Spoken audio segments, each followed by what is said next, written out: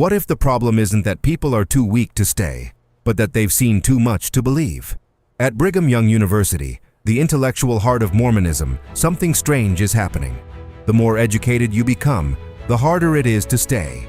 This is the paradox no one wants to talk about. Why are the most informed members the first to leave?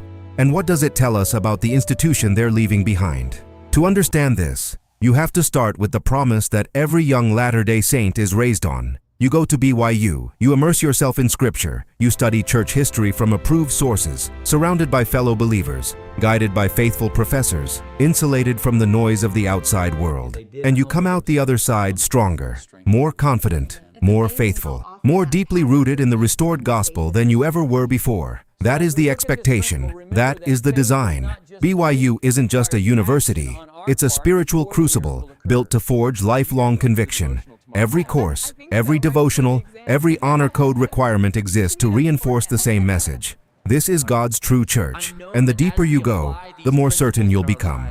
But reality is telling a different story, and it's a story the church would rather not examine too closely. The pattern. Because the members who leave aren't the ones you'd expect. They're not the rebellious teenagers who never wanted to go to seminary.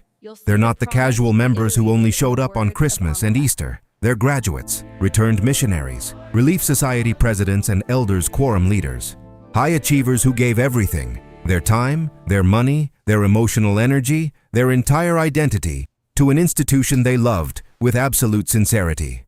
These are the people who did everything right. They served their missions with devotion. They married in the temple. They held callings, paid tithing, read their scriptures daily, prayed with genuine intent. And yet, quietly, without fanfare, without protest signs or angry social media posts, many of them walk away, not in rebellion, not in bitterness, but in realization. That distinction matters enormously because it changes the entire conversation about why people leave. The church has long framed departure as a moral failure. People leave because they were offended, because they wanted to sin, because they were too lazy to endure to the end. That narrative is comfortable for those who stay, because it reassures them that the problem lies with the individual, never with the institution. But when the people leaving are the most educated, the most committed, the most spiritually invested members you have, that narrative doesn't hold. Something else is going on.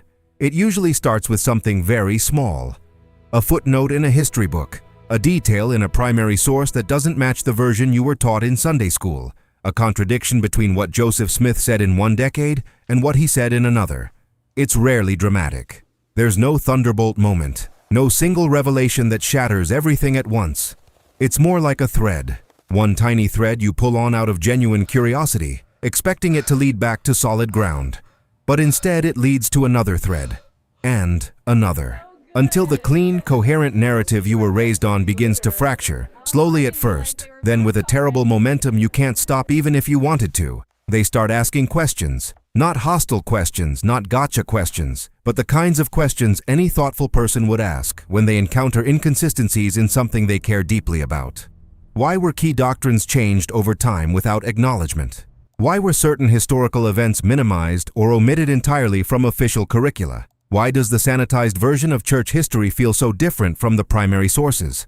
Why did the church spend decades denying things it now quietly admits in footnotes on its own website? These are not the questions of enemies. These are the questions of people who trusted the institution enough to expect honest answers. And once those questions take hold, they don't stop at church manuals. They read the original accounts of the first vision and discover that Joseph Smith told the story differently at different points in his life. Sometimes with one divine being, sometimes with two, sometimes with angels, sometimes with no clear details at all. They read the detailed history of the Book of Abraham and learned that the papyri Joseph claimed to translate have been examined by Egyptologists who found no connection whatsoever between the original text and the scripture he produced. They read about polyandry, the fact that Joseph Smith married women who were already married to other living men. And they realized this was never mentioned in any lesson, any manual, any missionary discussion they ever participated in. The internet changed the game completely. What used to require years of deep archival research, visits to university libraries, access to restricted collections, correspondence with independent historians, now takes a few hours on a laptop. The CES letter, the Mormon Stories podcast, the Joseph Smith Papers project published by the church itself. All of it is accessible to anyone with curiosity and a Wi-Fi connection. Documents that were once buried in archives are now searchable. Letters that were once dismissed as anti-Mormon fabrications have been verified by the church's own scholars. Original records that tell a very different story from the correlated narrative are available in full, unedited, unfiltered form. And once you see both sides, once you've read the primary sources alongside the Sunday school version, you can't unsee it. That's not a character flaw. That's how knowledge works. Part 5. The internal conflict. This is where the experience becomes genuinely painful, because leaving the LDS Church is never just an intellectual decision. It's relational. It's existential. Everything in a faithful Mormon's life is woven into the fabric of the institution. Your family relationships are mediated through it. Your friendships exist within it. Your weekday evenings, your Sunday mornings, your financial habits, your dietary choices, your wedding, your funeral, all of it passes through the church. Your very identity, the answer to the question, "Who am I?" is inseparable from your membership. So the internal conflict isn't simply, "Do I believe this or not?" The real question is far more devastating. Do I stay and pretend I still believe, suppressing what I now know in order to preserve my relationships and my social standing? Or do I leave and face the real possibility of losing everything? My spouse's trust, my parents' approval, my children's respect, my entire community? That is not a rhetorical question. For thousands of people, it is the most agonizing decision of their lives. And the cruelty of it is that the institution they trusted created the conditions that make departure so catastrophic. When your entire social world exists inside one organization, leaving that organization doesn't feel like changing your mind. It feels like dying. Why many stay silent. This is precisely why so many people choose a third path. One that's rarely discussed openly, but far more common than anyone admits. They stay. Physically, they remain in the pews. They attend sacrament meeting. They accept callings. They sing the hymns, bow their heads during prayers, repeat the testimonies they no longer feel, and maintain every outward appearance of faithful membership. But mentally, emotionally, spiritually, they left a long time ago. The Mormon community calls them PMOs, physically in, mentally out. And they are everywhere. They sit next to you in elders' quorum. They teach your children in primary. They smile during ward potlucks and say all the right things during temple recommend interviews. Not because they're dishonest people, but because the cost of honesty is too high. A wife who might file for divorce. Parents who would be devastated. Children who would be confused and frightened. A bishop who would strip them of callings and announce their status to the ward. The social architecture of Mormonism punishes transparency and rewards performance. So they perform. And they suffer in silence because the institution has made silence the only survivable option. Now here is where this stops being a matter of opinion and becomes a matter of record. Because the data on this is devastating, and much of it comes from the church's own backyard. The Pew Research Center has tracked LDS retention across 3 major studies. In 2007, 70% of people raised Latter-day Saint still identified as members in adulthood. By 2014, that number had dropped to 64%. And in the most recent study, conducted in 2023 and 2024, it fell to just 54%.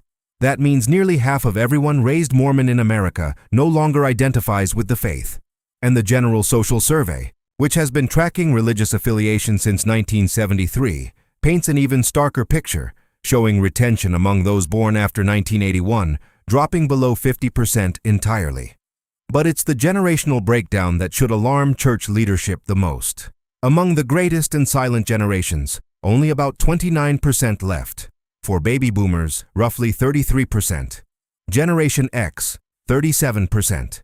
But among millennials and Gen Z, the departure rate has surged past 55%. More than half of the youngest generation raised in the church has already walked away, and many of them are still in their 20s, meaning that number will almost certainly continue to climb. When researchers asked former members why they left, the answers were not what church leaders want to hear.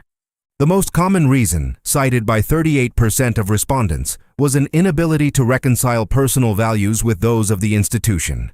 36% said they stopped believing there was one true church.